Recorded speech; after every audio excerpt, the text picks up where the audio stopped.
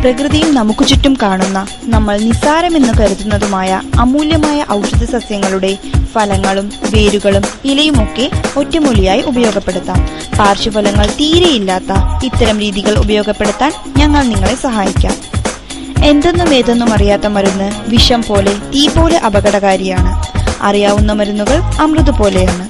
അതുകൊണ്ട് തന്നെ ഞങ്ങൾ നിങ്ങൾക്ക് പരിചയപ്പെടുത്തുകയാണ്. ആസ്മ ഒഴിവാക്കാൻ നിങ്ങൾക്ക് ചെയ്യാൻ കഴിയുന്ന പൊടിക്കൈകൾ ഇതാ. പച്ച കോഴിമുട്ട കഴുകി വൃത്തിയാക്കി പൊട്ടിക്കാതെ ഗ്ലാസ്സിലിടണം.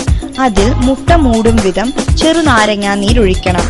12 മണിക്കൂറിന് ശേഷം തോട് അലിയും. അപ്പോൾ മുട്ട പൊടിച്ച് പിഴിഞ്ഞ് അരിച്ചെടുക്കുക.